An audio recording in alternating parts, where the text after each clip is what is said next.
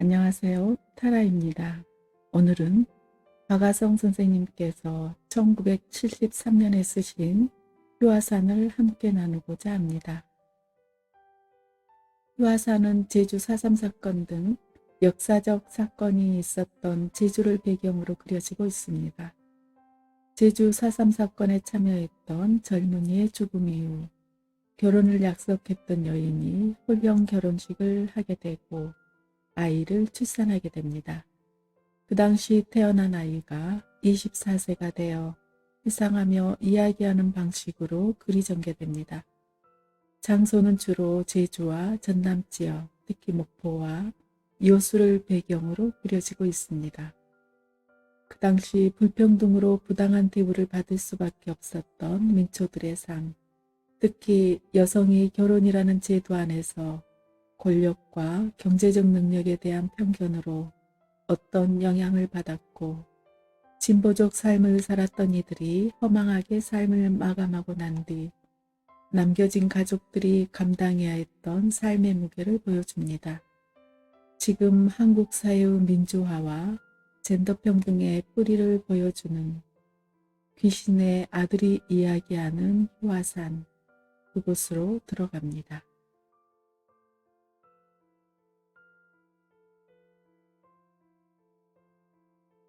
모두들 나를 신자라고 부릅니다.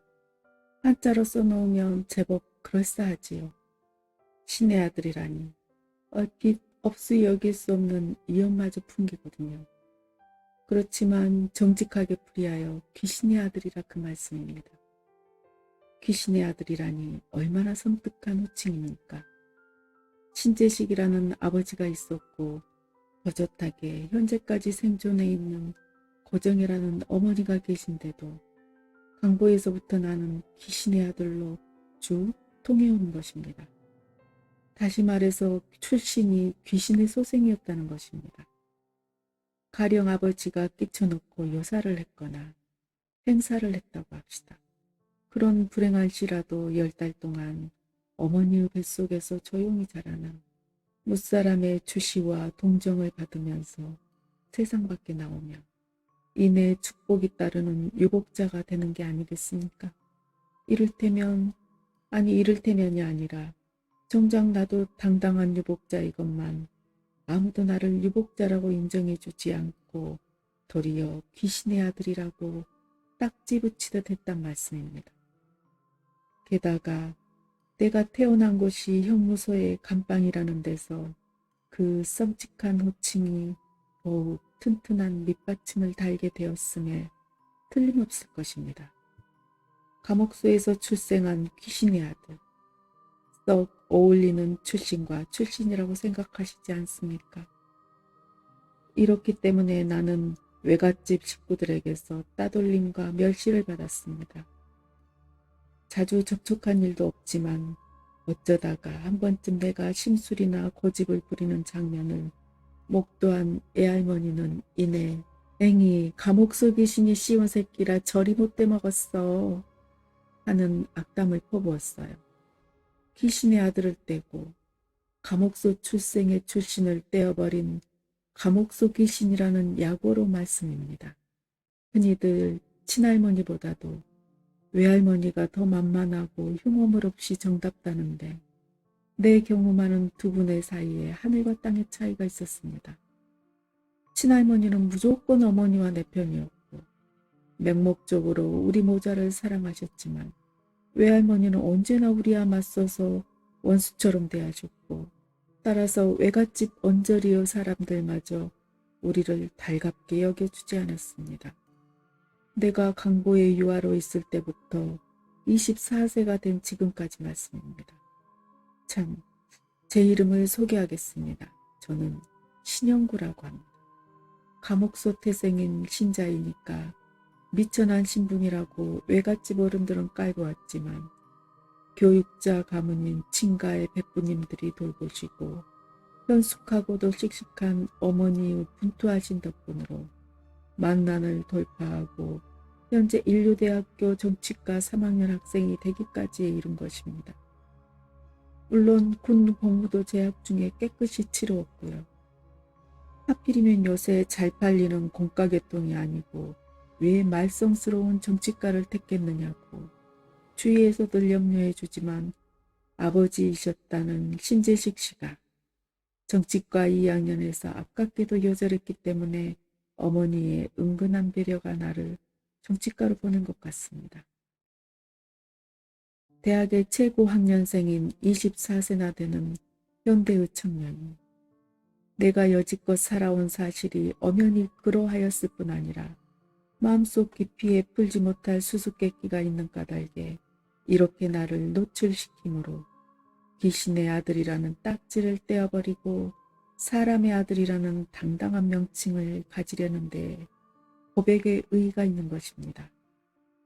그리스도는 인자로 태어났어도 결국 하나님의 아들, 즉 신자로 후세의 이름을 남겼지만 나는 귀신의 아들이라는 신자로 태어났기 때문에 후세가 아닌 현세에서 인간의 아들로 참다운 인생을 살고자 이렇게 인자를 갈망하는 것입니다.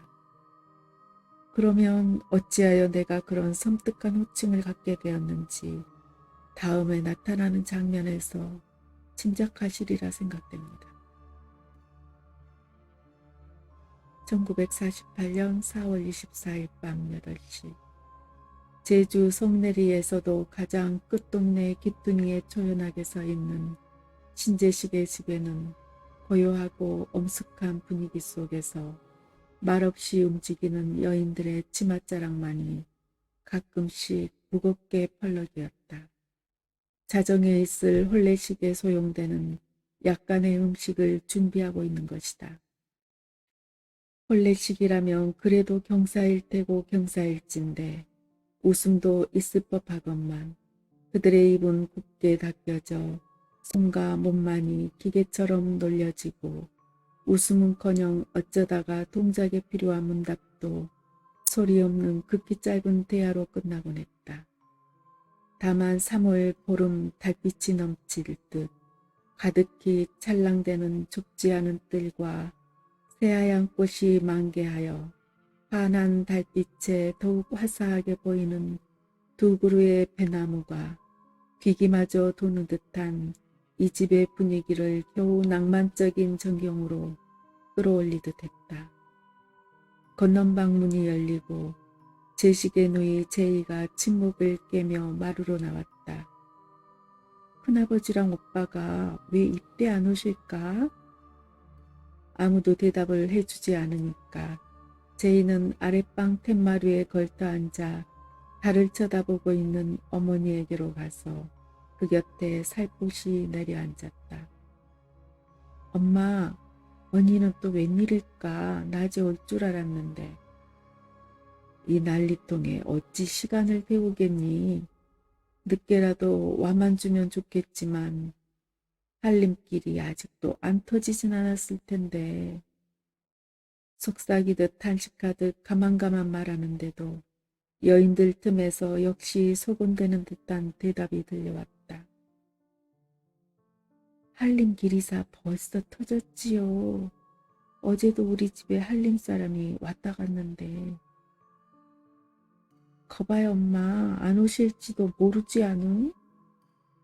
아니다. 큰아버지 꼭 오신다. 어머니의 신념을 증명하듯 일각대문이 삐걱 열리고 큰아버지의 부자가 들어섰다. 50고개를 넘을까 말까한 풍채 좋은 신사와 20여세쯤 되어 보이는 청년이다. 모녀는 퉁기듯 일어나 그들의 앞으로 갔다.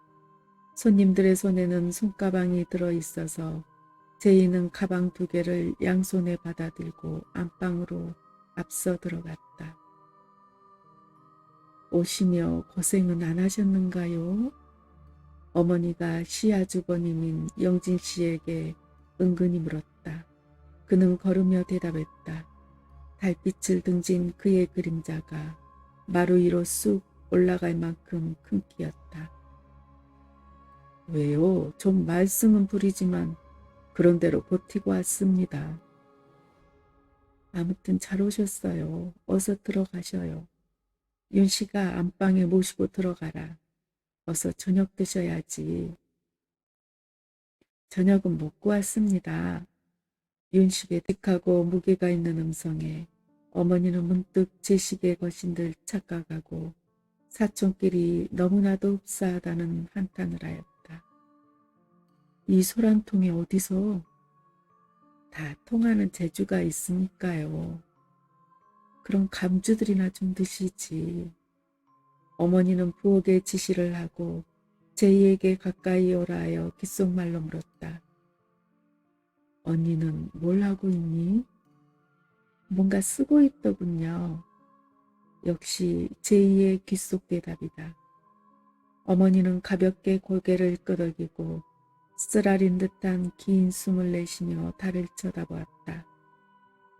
일각 대문짝이 부서질 듯이 쫙 열리고 보퉁이를 머리에 인 제순이 호둥대며 들어오는 것을 보고 여인들 중에서 한 사람이 우르르 마주 나가 보퉁이를 안아내렸다. 이제 오는군. 우린 못 오는 줄 알았지. 여인들은 웅성대며 반가워했다. 안방에서 영진씨 부자가 내다보다가 윤식은 마루에서 내려갔다. 누님, 용케 빠져오셨소 그려. 누가 아니래. 보통 일 가져다가 저희네 신주 삼으려는지 그것만 달라지 않아.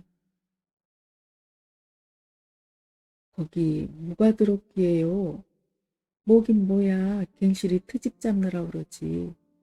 잡동사니 가져다가 잡화 좀 낼 테냐고 마구 억지를 쓰며 대들었지 어떻게 해. 와야는 해야겠고 시간은 자꾸만 가고. 아, 이 땅이다 흥건하게 났네 그랴. 못된 새끼들 같으니라고. 인제 그만 저만 날뛰지 않고. 재수는 푸더분하게 짓거리면서도 실심하고 서 있는 어머니의 표정을 훔쳐보기에 신경을 썼다. 그럼 저녁도 못 먹었겠구나. 엄마도 참 그것들하고 싸말려기에 저녁 먹을 틈이 어디 있어요. 언니 일로 와. 내 밥 차려줄게. 언니 줄 거 따로 아껴두었거든. 아이고 그저 내 동생이 제일이지. 얘 제이야. 걘 어디 있니 지금? 재수는 수선스럽게 말하면서 눈을 꺼벅댔다. 제이는 말없이 건넌방을 고개짓으로 가리켰다. 재수는 이내 심각한 표정이 되어 물끄러미 건넌방을 바라보다가 제이를 따라 부엌방으로 들어갔다. 영진씨 부자는 대청에 초래청을 꾸몄다. 병풍을 치고 탁자를 놓고 화병에는 뜰에서 꺾고 온 백꽃을 꽂아 테이블 위에 놓았다. 제 소원이 그렇다니 그대로 하긴 그대로 합니다마는 아무래도 썩 내키진 않는군요. 끝끝내 제 소원을 고집하니 별 수 있어요. 제 집에서는 완전히 떨어져 나온걸요. 부모 형제 다 버리고. 애기가 나온 게 아니라 그 집에서 걔를 쫓아낸 셈이지요. 자기네 자식 아니니 너 갈 대로 가라 했다며요. 글쎄 그렇긴 했다지만. 어머니는 말끝을 맺지 못하고 또 울먹였다. 영진 씨는 입을 다물고 윤식은 대문께를 바라보며 초조해하였다. 11시가 넘었는데 이 사람들이 왜 아니 올까? 또 무슨 일이 생겼나? 세상에 하도 소란하니 안심할 수가 있어. 와야 오나보다 하지. 재순이 향로를 가져다가 화병 반대쪽에 넣으며 말하는데 대문이 조용히 열리고 두 사람이 들어섰다. 검은 양복의 청년과 흰 두루마기에 큰 액자 같은 것을 옆구리에 낀 청년이었다. 윤식과 재순, 제이는 마당까지 달려내려가 그들을 붙잡고 반가워 어쩔 줄 몰라 하고 그들을 마루끝에서 기다리던 어머니는 두 청년을 한아름에 얼싸안으며 비로소 울음을 터뜨렸다. 너희들은 살았는데, 아이고, 너희들은 살아왔는데. 재수님, 고정하십시오. 지금 이러시면 어떻게 합니까? 어서 진정하시고 일을 치르셔야지. 참 자네들도 어서 저쪽에 가서 잠깐 쉬도록 하게. 영진 씨는 오는 사람을 달래고 손님들에게 앉을 자리를 분별해 주었다. 재수는 그들에게 감주로 목을 축이도록 권하면서 쉬지 않고 그들에게 무엇인가를 열심히 묻고 있었다. 제이야, 건넌방의 준비는 다 되었더냐? 영진 씨가 물었다. 향을 갉아내고 있는 제이 대신 재순이 건넌방으로 들어가더니 이윽해서야 도로 나왔다. 큰아버님, 시작하시면 어떨까요? 오냐, 알았다. 마당에 계신 분들도 다 올라와서 참례하시게 해라. 마침 괴종이 12번을 댕댕 울렸다. 영진 씨의 지시로 사람들은 각각 제자리를 찾고 영진 씨가 줄에 서게 섰다. 검은 양복의 청년이 사회역을 맡았다. 지금 신랑 신재석 군과 신부 고정의 양의 결혼식을 올리겠습니다. 나지막하고 폭넓은 음성이었다. 그렇지 않아도 숙연하기만 하던 자석이 더욱 고요해졌다. 신랑 입장. 흰 두루마기의 청년이 액자를 안고 천천히 걸어와 미리 시설해 놓은 자리에 기대어 놓았다. 신재식의 사진이었다. 갸름한 윤곽에 곱슬머리칼이 매력있고 크지 않은 눈은 날카로웠다. 신부 입장. 흰 두루마기가 사라지자 사애가 더 낮은 목소리로 신부의 입장을 알렸다. 배꼽같이 새하얀 치마 조거리를 입은 신부 고종애가 흰 꽃을 안고 고요히 걸어와 주례의 왼편 사진의 우측으로 신랑과 나란히 섰다. 백꽃처럼 하얀 면사포 아래 신부의 얼굴도 백꽃같이 청순하다. 누구에게선가 가느다란 오열이 새어나왔으나 이내 조용해지고 향로에서는 실오라기 같은 향연이 피어올라 은은하게 번져든다. 이제 신랑 신부가 상견례를 하겠습니다. 주례가 자기를 향해 있던 사진을 신부에게로 돌리고 신부 고정에는 신랑 신재석에게 신부로서의 첫 번째의 절을 올렸다. 지금은 신랑 신부의 예물 교환이 있겠습니다. 주례인 영진 씨가 재순이 드리는 반지갑을 받아 그 속에서 둥근 백금 반지를 집어내고 조용히 신부에게로 다가와서 그의 왼편 무명지에 신랑의 선물인 결혼 반지를 끼워주었다. 신부인 고정에는 품에 안았던 흰 꽃묶음 속에서 끝에 별이 달린 백금 목걸이를 내어 신랑의 사진에 걸어주었다. 오열 대신 이쪽 저쪽에서 콧물 훌쩍이는 소리가 들렸다. 이제는 주례 선생님의 주례사가 있겠습니다. 주례인 신영진 씨는 잠깐 묵도에 잠긴 듯 눈을 지그시 감았다가 뜨고 이어 입을 열었다. 이제 전에도 없었고 후에도 있을성 싶지 않은 혼령가의 결혼식은 끝났습니다. 이로써 신재식은 고정애의 영원한 남편이요 고정애는 신재식의 영원한 아내임을 여러분에게 선포합니다. 주례의 침통한 선언에 사회까지도 손을 모으고 고개를 숙였다. 어머니는 넋을 잃은 사람처럼 멀거니 신부만을 주시하고 앉았는데 그러한 숙모를 윤식이 제팔로 받쳐주고 있었다. 내 식구는 여러분이 알고 계시다시피 정치학을 전문하는 유망한 학도로서 무사람의 촉망과 기대를 한 몸에 지니고 있었습니다. 그러나 불행히도 제 결혼식 인원을 이 자리에 있지 못하고 이 세상에서 사라지고 만 것입니다. 목이 메는 듯 영진 씨는 말을 끊고 같은 기침을 두어 번 하여 목을 트인 후에 다시 계속했다.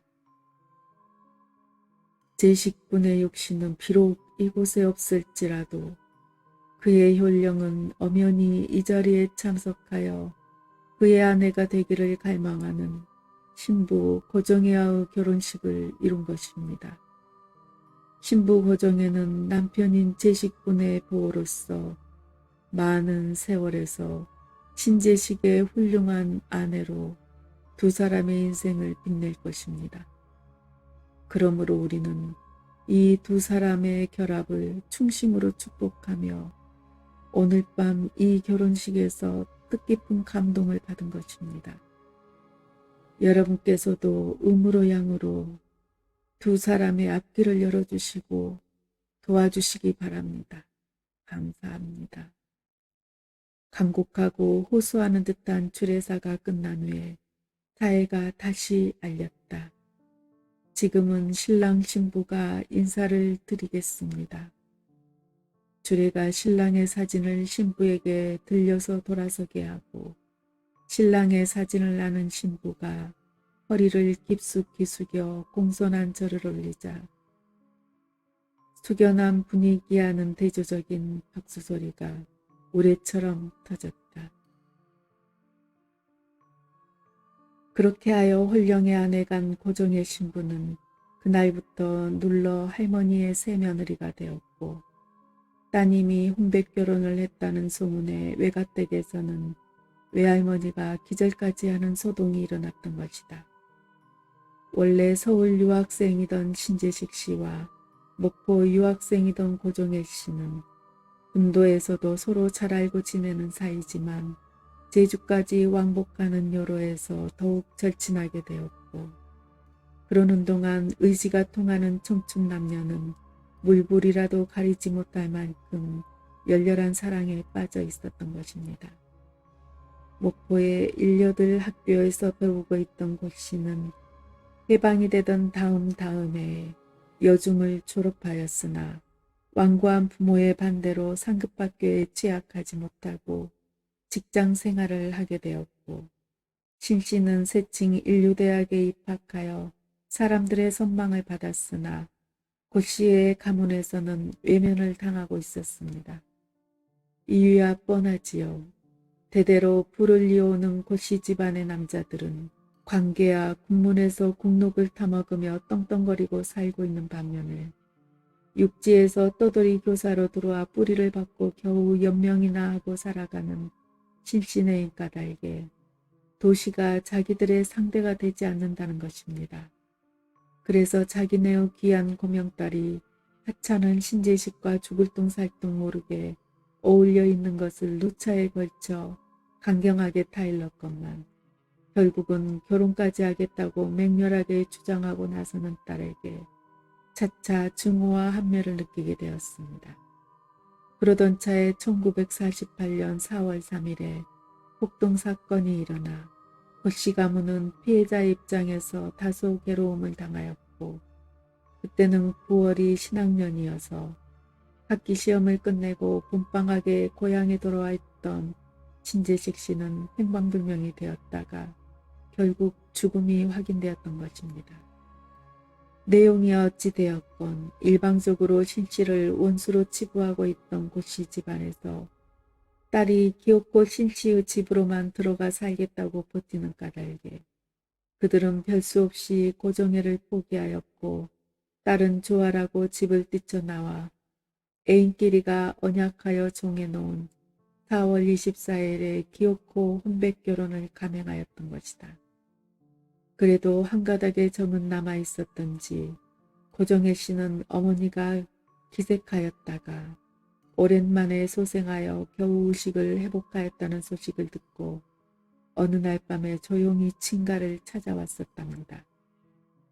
들어서자 월캐들의 눈초리가 싸늘하게 목아 서는 것을 알아차렸지만 어머니야 설마 어쩌랴 하고 딸은 어머니의 발치에 내려앉아 어머니를 조용히 불러 병세가 어떠시냐고 물었더니 딸을 본 어머니는 다 죽어가는 신용은 간데없이 어디에서 그런 힘이 솟구쳤는지 자리를 차고 벌떡 일어나 앉으며 이 귀신의 계집년이 어디라고 감히 내 집에 발을 댔느냐.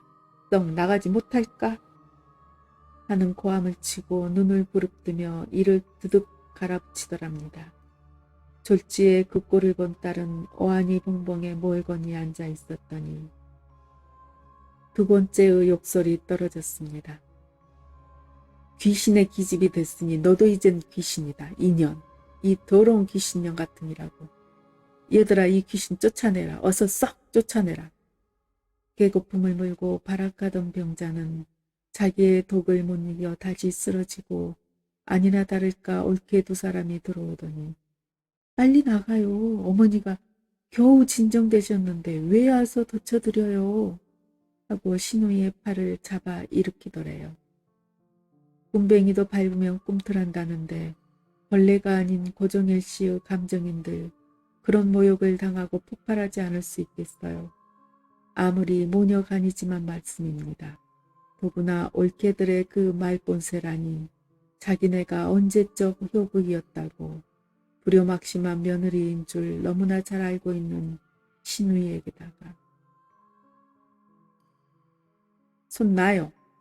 귀신의 손 잡았다가 모진 귀신 붙으면 재미있는 세상들도 못 살 텐데 썩 놓지 못해요.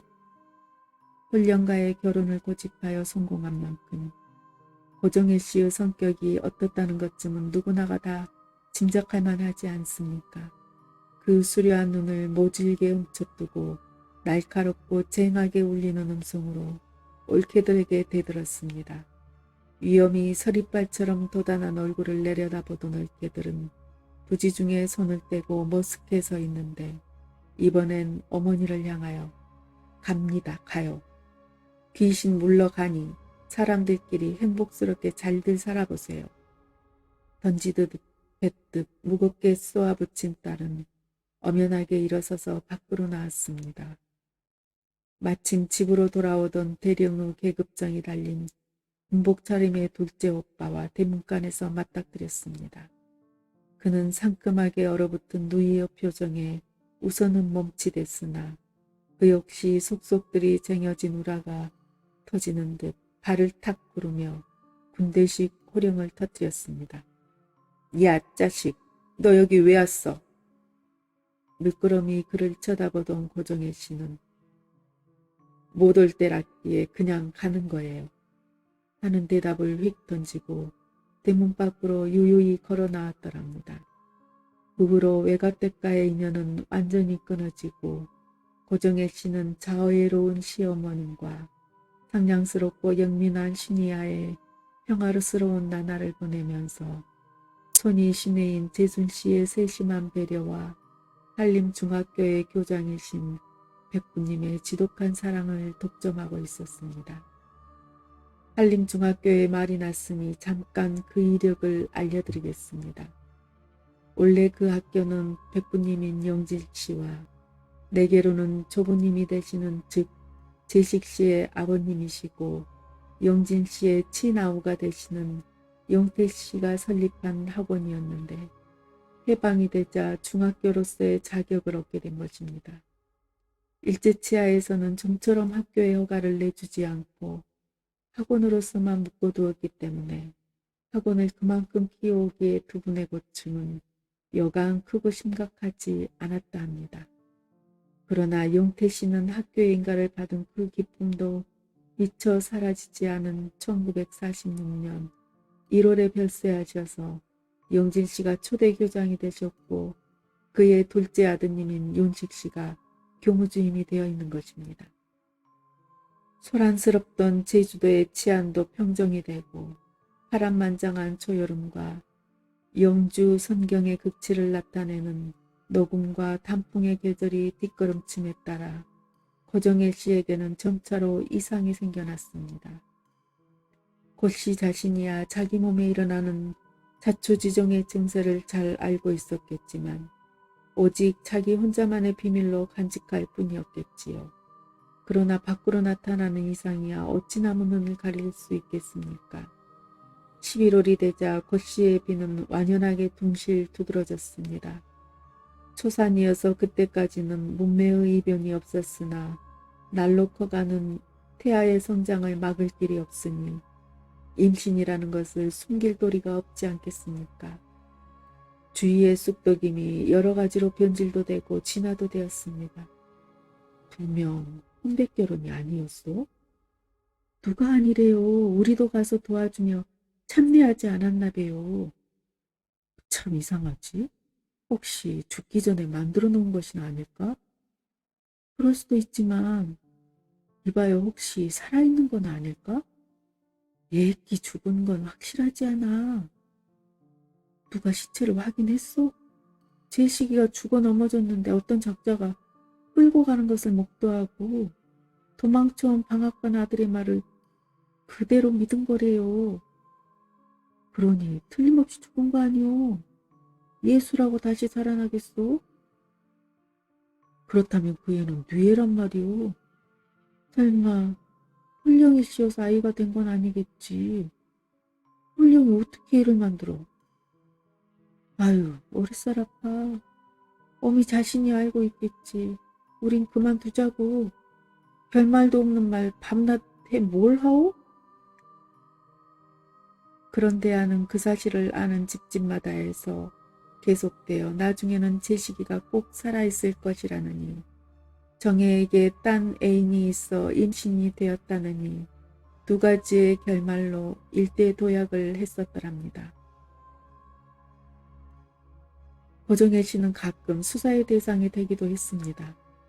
결혼 직후에도 몇 번인가 불려가서 신재식 씨의 행방불명이 된 그 현장과 성격에 대한 결문을 받은 적이 있었으나 아무런 혐의가 없으므로 늘 무사하였고 생활비도 한림 백부님에게서 용태 씨의 응급이랄까 용구봉급이랄까의 명목으로 보내오기 때문에 분색하지 않은 살림을 해왔던 터이었지요.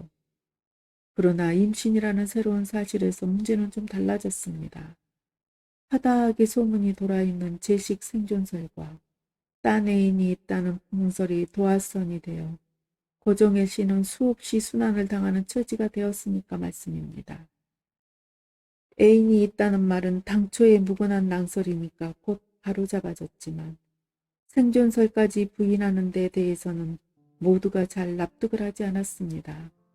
왜냐하면 제식 씨가 생존해 있을 때 임신된 것이라면 흰눈이 펄펄 날리는 12월쯤에 반드시 아이가 출생되어야 할 게 아니냐는 것입니다. 그런데도 12월 중순이 지나 하순에 접어들었건만 출산 소식은 간감하고 오히려 엉뚱한 큰 사건이 벌어졌습니다. 1949년 1월 17일 여수 형무소의 여자 감방에는 만삭의 고정혜가 새우잠이 남아 이루지 못하고 전전반측하였다.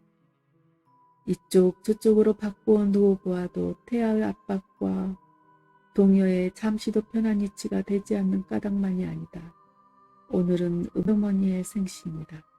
시집와서 처음 맞이하는 어머니의 생일을 외면인으로서 한번 푸짐하게 잘 차려드리려고 몇 달 전부터 은근히 별로 왔었는데 생일 차림은커녕 이런 돌발사고로 어머님은 얼마나 애통하고 계실까. 더구나 만삭의 임신부를 감옥에 보내놓고 고정혜는 무거운 몸을 겨우 뒤채며 피가 맺히는 한숨을 내뿜었다. 곁자리에 끼어있던 여인도 덩달아 긴 숨을 내쉬었다. 달빛은 짧고 좁은 창문에라도 새어들어 어깨 언저리에 창살 그림자를 길쭉하게 폈다. 고정혜는 또 한 번 피가 듣는 듯한 한숨을 불어냈다. 고정혜가 이곳으로 끌려온 것은 크리스마스의 열기가 돌기 시작하는 12월 22일. 이에 들어 제일 혹한이던 동짓날이었다. 동지 팥죽을 한 속 가득히 쏘아놓고 붙들려온 것이다. 여수 순천 사건이 발생된 본거지인데다가 그로부터 2달밖에 경과되지 않은 시가의 분위기는 역시 제주 사건 이후에 제주 속내의 그것과 흡사하였다. 다만 경찰보다도 군인들의 활약이 주도적인 것 같은 것만이 달라 보였다. 고정혜가 연행된 곳도 군의 기간이었다. 그들은 대뜸 신재식이 어디에 숨어 있느냐고 물었고 고정의 너가 이 반란 사건에 관련된 어떤 군인을 하룻밤 재워준 일이 있지 않느냐는 허무맹랑한 신문을 했다. 영리한 고정에는 이런 허무맹랑한 신문을 받게 된 그 이면에 반드시 음험한 음모가 도사리고 있었음을 직감하고 곧 그런 헛소문을 발설한 장본인을 대라고 맹렬히 추궁하였더니 며칠 후에야 관련자를 재웠다는 혐의는 풀렸으나 신재식을 왜 죽은 사람으로 가장하여 결혼식까지 올렸느냐는 꽤 구체적인 질문만은 좀처럼 늦추지 않았다. 그들이 내세우는 이유는 고정혜의 임신한 사실이었다.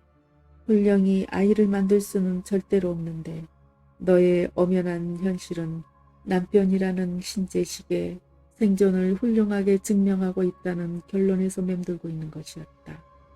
그러기 때문에 차일피일 미뤄온 것이 새해를 훨씬 넘어 반달이나 지난 이날까지 이르는 것이다. 그동안 재순과 제이가 함께 다녀가고 백부님 부자는 번갈아 와서 차입과 면회를 해주었다. 그럴 때마다 백부님은 곧 나오게 될 테니 안심하라고 위로를 하셨으나 재순 자매는 옳게의 덩실한 배와 김이 푸성이가 되어 있는 수척한 얼굴을 바라보며 울기만 하다가 돌아간 것이다. 아이, 가엾은 어머니.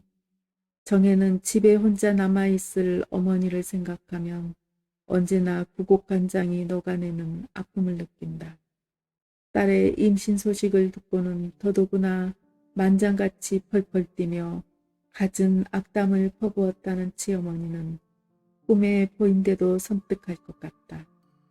더욱이 어떻게든지 자기를 궁지로만 몰아넣으려고 하는 친가 오빠들과 그 언저리에 생각이 미칠 때는 소름마저 오스스 돋아나는 것이다. 아득히 다구는 소리가 들려왔다. 곁에 낀 여인이 그 통에서도 잠꼬대를 하느라고 배퉁이를 어깨로 치며 중얼대어서 정혜는 깜짝 놀라 두 손바닥으로 배를 감쌌다. 문득 그제 신문관에게 항변하던 말이 되살아났다. 당신네는 눈에 보이는데 배만을 문제 삼는 겁니다. 분명히 말해두지만 임신이란 아니 출산이란 지정일보다 훨씬 빨라질 수도 있어요. 8개월이나 9개월 만에 출산할 수 있는 반면에 훨씬 늦어질 수도 있단 말입니다.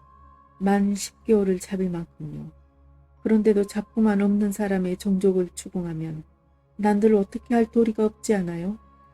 당신들이 말하는 대로 그이가 살아있기만 하다면 난 그이가 어떤 중대한 죄인이어서 함께 길산지옥에 가는 한이 있더라도 절대로 놓치지 않을 겁니다. 정말입니다. 그들은 눈을 반짝대면서 들을만 하고 있었으나 아무런 결말도 없이 또 이대로 방치해두는 것이었다.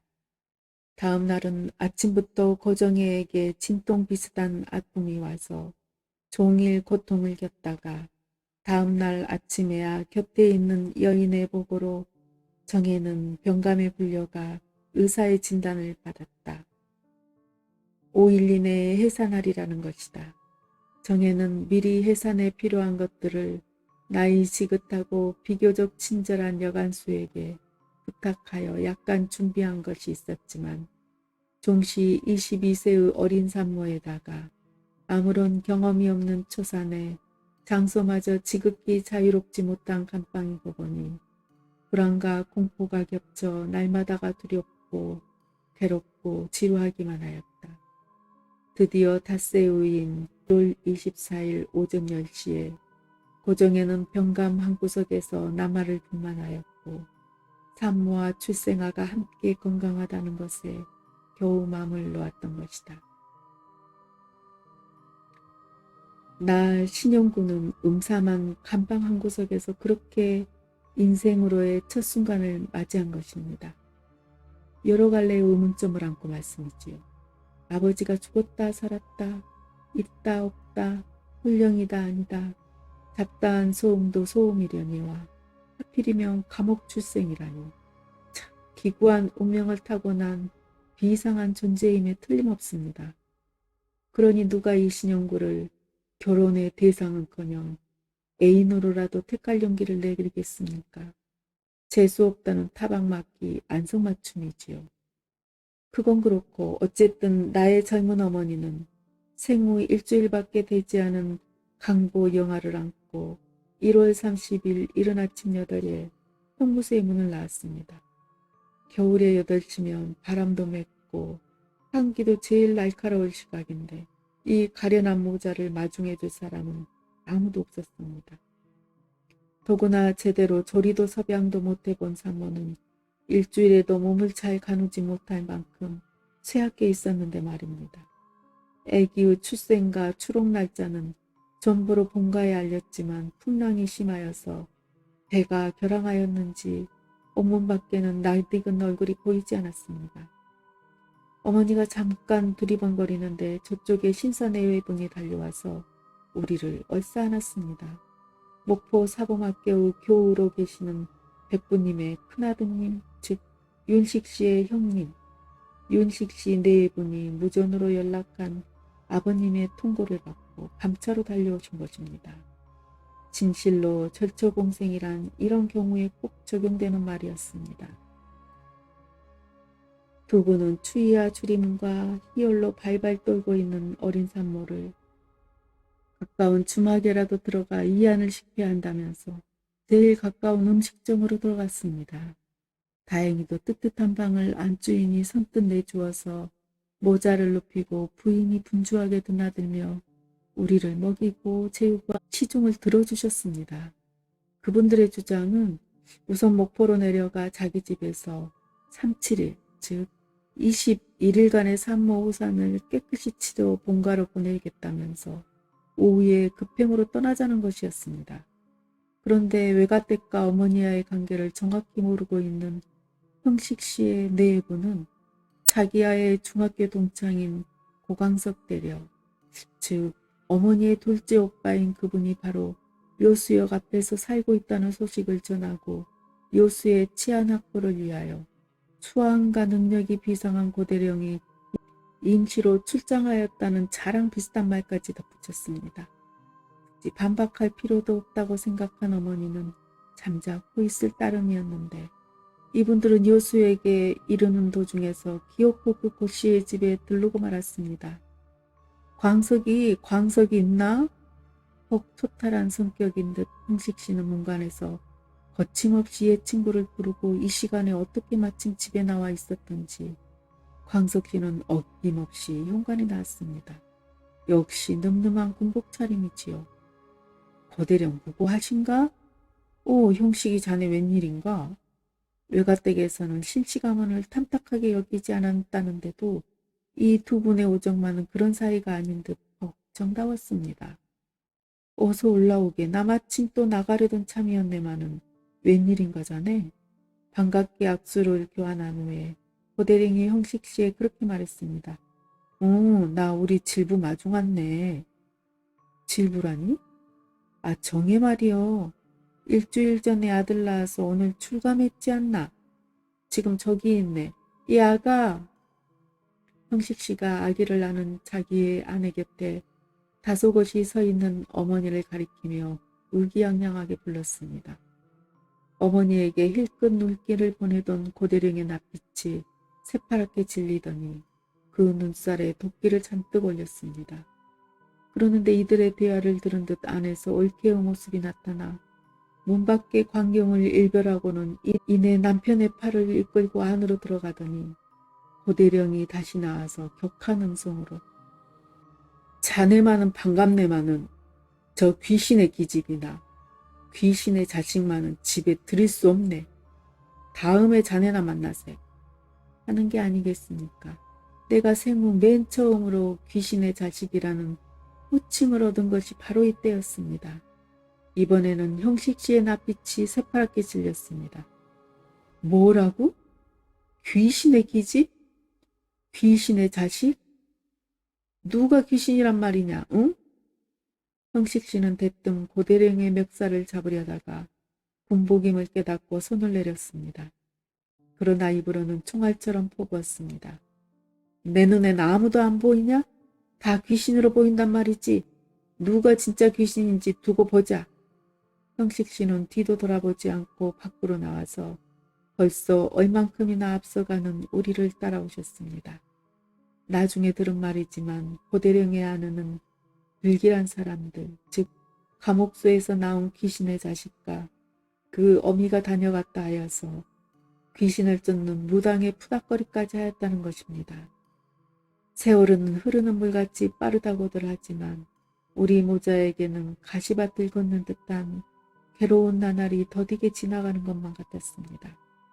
그래도 내가 중학생이 되던 첫날 중학교의 교복을 입히면서 기뻐하는 듯 슬퍼하는 듯 복잡한 표정을 하시던 어머니와 두 말 없이 나를 붙들고 쫙쫙 울어대는 할머니 두 분의 영상은 늘 가슴에서 지워지지 않았습니다.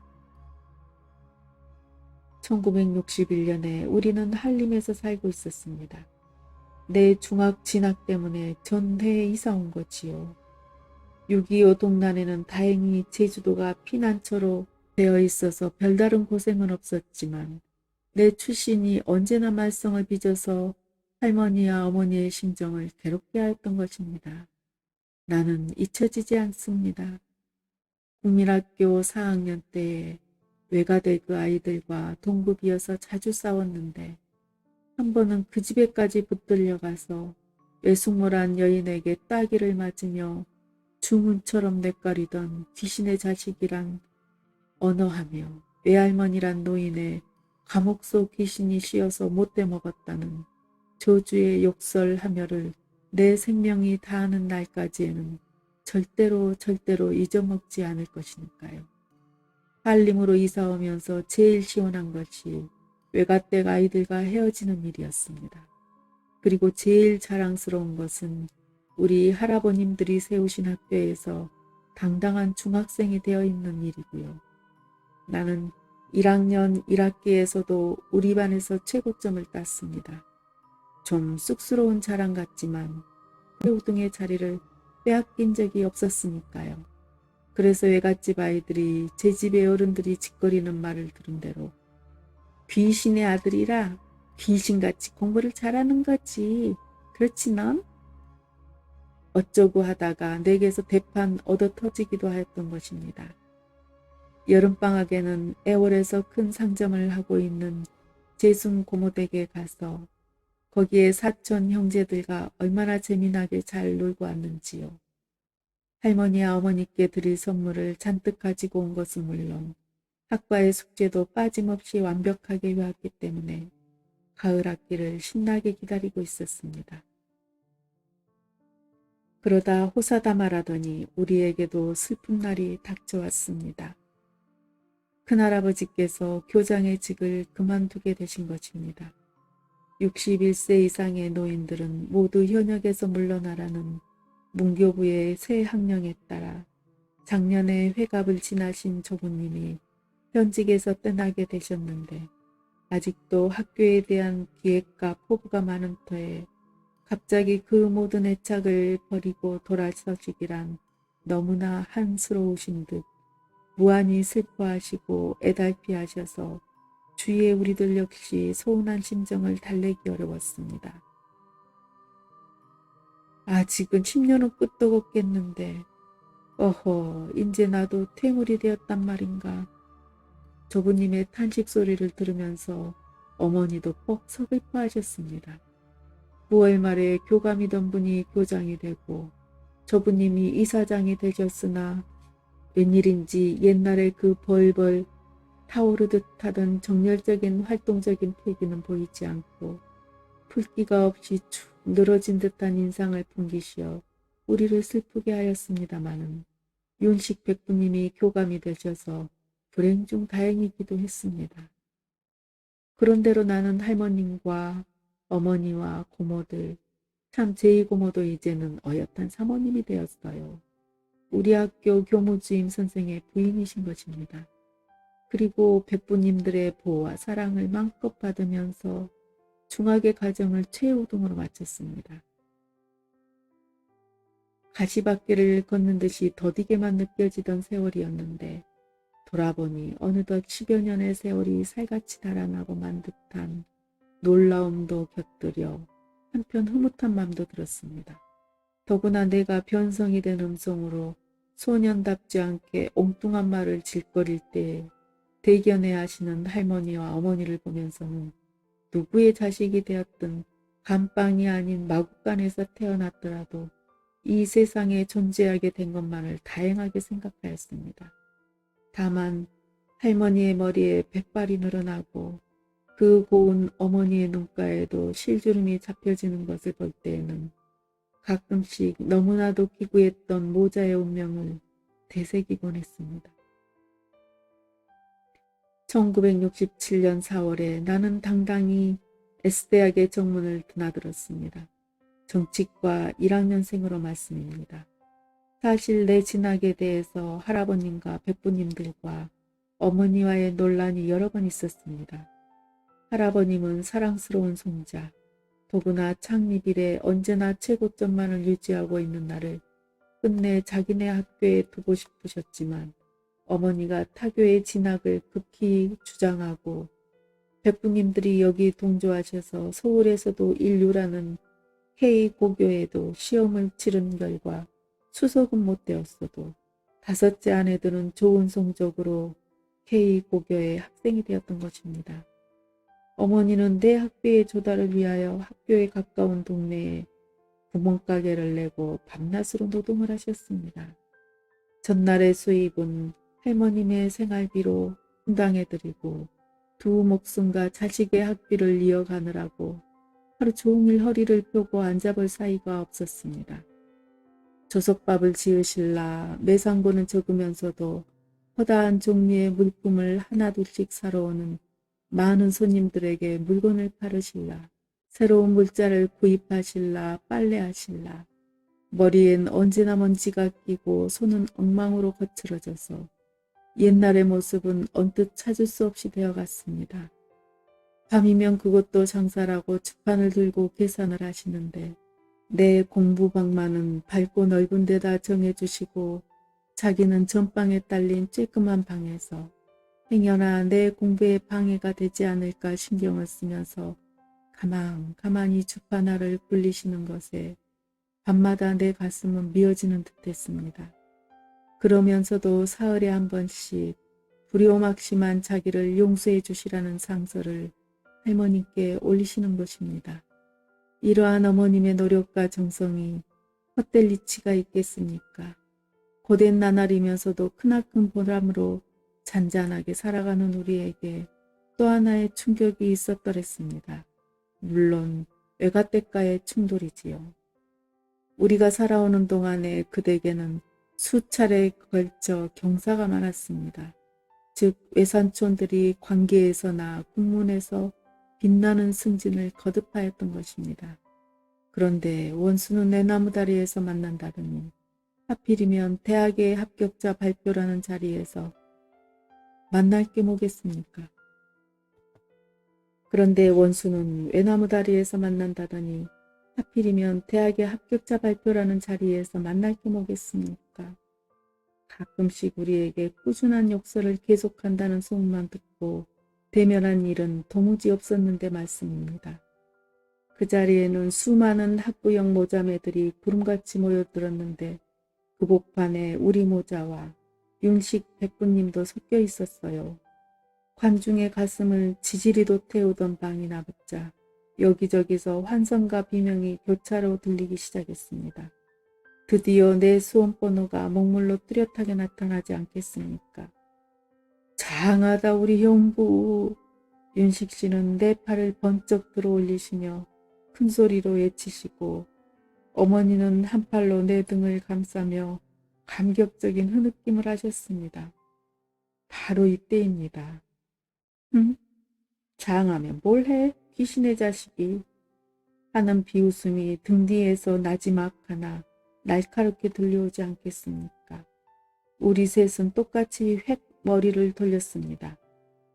광현 씨의 둘째 아들, 나하고 국민학교 때 늘 싸움하던 그 애는 죽을 상이 되어 머리칼만 쥐어뜯고 있는데 그의 어머니란 여인이 독살스러운 눈초리로 우리를 노려보고 있었습니다. 그 말 지금 누가 했소? 윤식 씨가 여인의 앞으로 바싹 대들며 따졌습니다. 여인은 태연했습니다. 내가 했소. 그 말 다시 한번 해봐요. 맨큼 다시 한번 해봐요. 당신 무슨 자유가 있어서 내게 호령하는 거요? 적반하장도 유분수지. 얼마나 반석같이 단단하게 믿는 구석이 있고 얼마나 호화로운 배경이 있으면 인간이 저렇게 당돌하게 되는 것일까요? 자유? 그래요. 무슨 권력이 있어서 덤비느냔 말이오. 권력? 이때 어머니가 나섰습니다. 너무 그렇게 잘난 체 하지 말아요. 아무리 귀신의 자식이라도 당신네의 그 자유 권력 조금도 부럽지 않으니 그 자유, 그 권력, 그 그늘에서 당신네나 영원히 잘 살아요. 가세요 아주버님. 상대가 돼야 말하지요. 가자 형구야. 어서 가서 수속이나 해야지. 우리는 서로 손을 잡고 새파랗게 질려서 저게 하며 발을 동동 구르는 여인을 무시하고 군중의 틈으로 섞여들었습니다. 그 일이 있으므로 어머니의 얼굴에는 가다가 혹 침울해하는 빛이 어리곤 했습니다마는 내가 육군의 절병으로 입대하게 될 때까지의 생활에서는 그 나름대로의 행복감을 느끼시는 듯하였습니다. 드디어 1973년 5월입니다. 할머님과 어머니를 여러 번 울려드리던 군복무도 완전히 끝나고 다시 배움의 보금자리로 되돌아온 것입니다. 군복무 기간 중에서도 모범 군인으로 웃 어른들과 동료들의 사랑을 많이 받아 비교적 마음 편한 날마다를 보낸 셈입니다만 함께 군에 입대하여 복무 과정에서 간간히 맞닥뜨리게 되는 외가댁의 아이들 때문에 늘 우라가 터졌더랬습니다. 이를테면 외사촌 형제끼리가 아닙니까마는 이천한 출신이여 출생이라고 마구 터놓고 내 주위의 동료들에게 상세한 내용까지를 퍼뜨려 나를 괴롭히는 것을 낙으로 삼았습니다. 그러는 중에 차차로 내 가슴에는 어떤 결심이 굳어가고 있었습니다. 돌아보니 어머니는 구멍가게를 청산하고 서울에 집을 사서 하숙을 경영하며 아직도 정정하신 할머님을 모시고 계셨는데 나의 통학을 배려하여서 집도 도보로 3분쯤 걸리는 디동에 마련하셨더군요. 그런데 가장 슬픈 일이 있었습니다.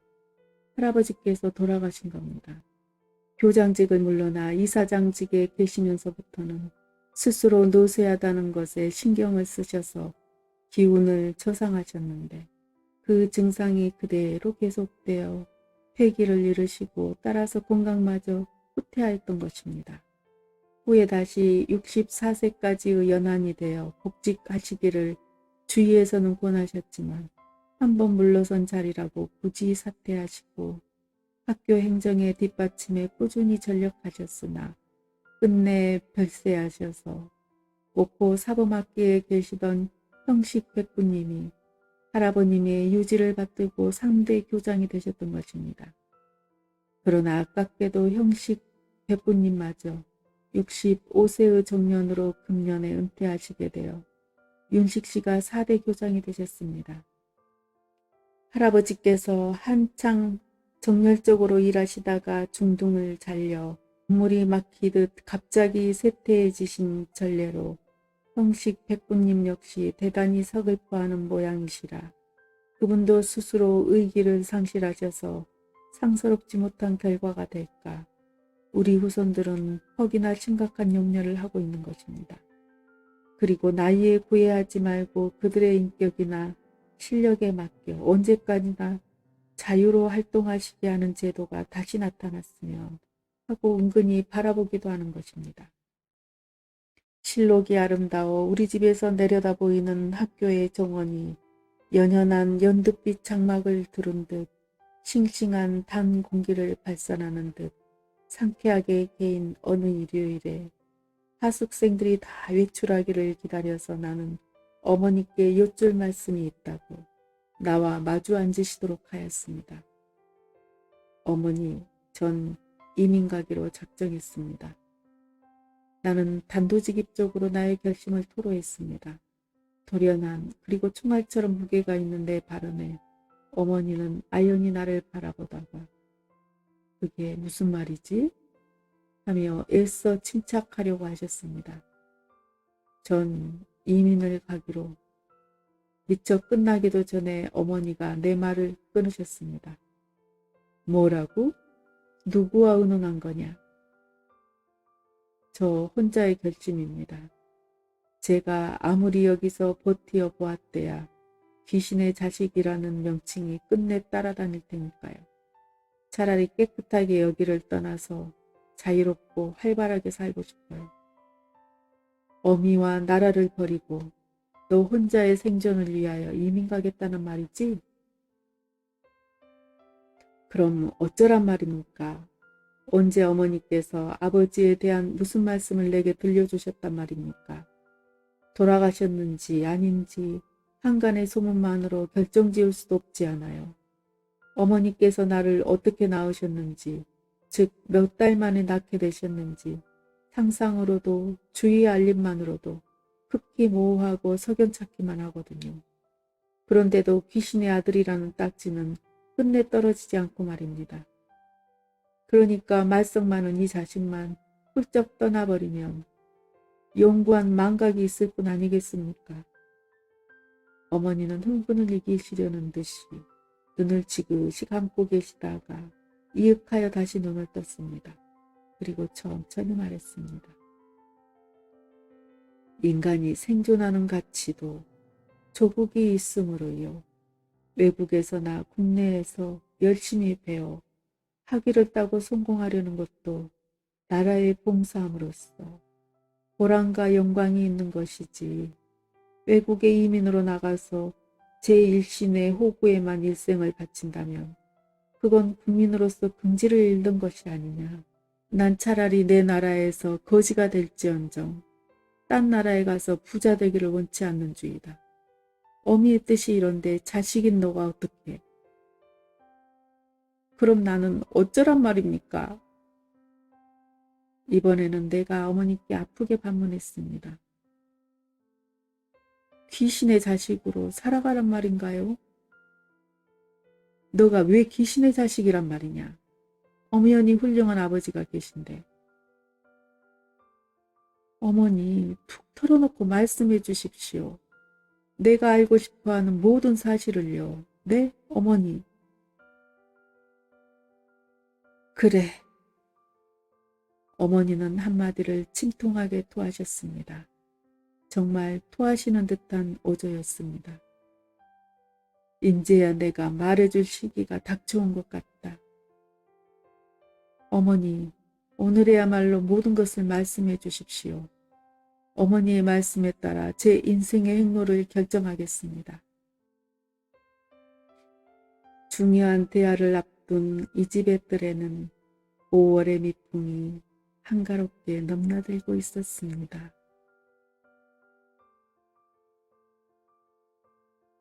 1973년에 박아성 선생님께서 쓰신 효화산이었습니다.